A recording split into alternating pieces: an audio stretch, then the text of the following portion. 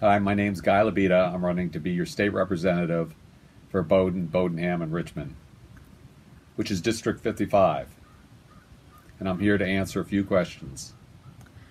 Thank you, Guy. I'm glad to see you here this afternoon. The first question is, what does the term Maine First mean to you? It means putting Maine people ahead of politics. And forget about which party you belong to. We should be able to put Maine people first. And right now, we're not doing a good job of taking care of our elderly, our disabled, and our veterans. When we have 1,600 people that are on wait lists and aren't being taken care of, that are in those categories, to me that's shameful. And we need to put them first.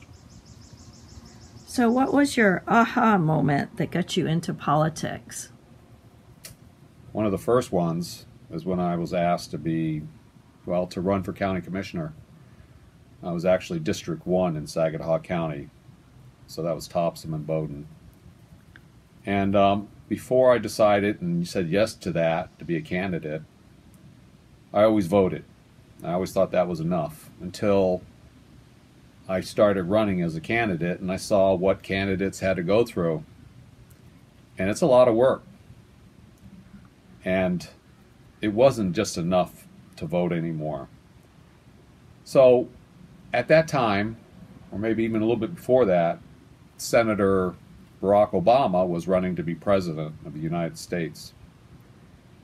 So I checked out his voting patterns when he was in the Senate in Illinois.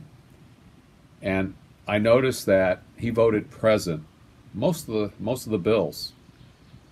And he didn't really take a stand, except for a couple bills where he felt pretty strong to withhold aid and sustenance to babies that lived through abortions.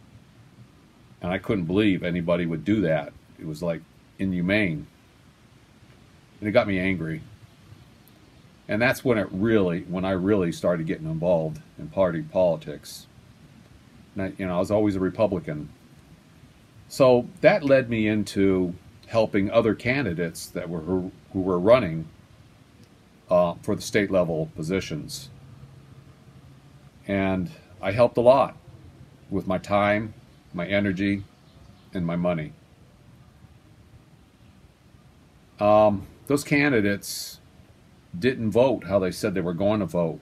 So I felt like I wasted my time, my money, and my energy. And that got me angry. So I decided to run for office myself. And that was the second aha moment. What did you learn in your first run that's helping you this time out?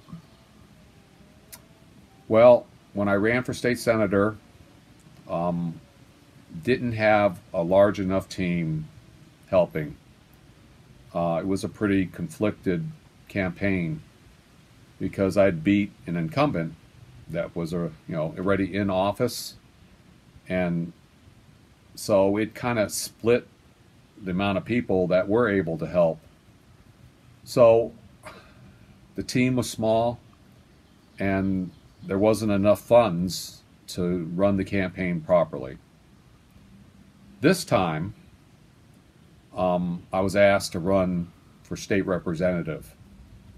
The team is much larger. There's enthusiasm to help and support. A lot of people are encouraging. Donations are coming in good. And this is going to be an exciting campaign. So that's what's different this time. What are the top 3 policies that could help Mainers who've been left behind? Well, probably one of the top ones is education. We need to bring up our children so that they're better educated and better prepared for life. And we've fallen behind here in Maine. Some of it has been federal mandates, but some of it has been state mandates, laws and regulations that have been passed that have hindered our teachers from teaching. We need to let our teachers teach and let the children learn. And I don't like mandates that come down from government, because government is the problem. It's not the solution. And people have decided to lean on government in ways it wasn't meant to do. So education's key. Another key is welfare reform. And we've done a lot of welfare reform in the last 7 to 8 years, and we've come a long way. And there's more steps to take. This welfare dependency has been happening for like 40, 50 years in Maine. And we've started to correct the problem, and there's more work to do. And the third area is infrastructure. We need to improve our high-speed internet to attract more companies to come to Maine. Our roads, our bridges. We need to lower taxes, shrink the size of government, and less regulations. Those are issues that come to my mind. Okay, so this is the last question. If you could have lunch with President Trump, what would the mealtime conversation include? Well, I'd have to respect the position that he's attained. It's not an easy thing being a candidate for an office and then actually winning the office. It takes a lot of work, takes a lot of teamwork. You have to respect that he's won the office, and we need to support him as President of the United States. Whether you agree with him or not, he's our president. So I'd do a lot of listening.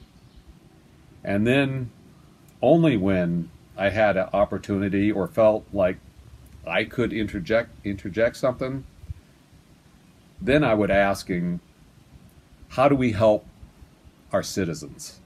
How do we help Maine people? You know, how do we improve our economy here in Maine? Things like that.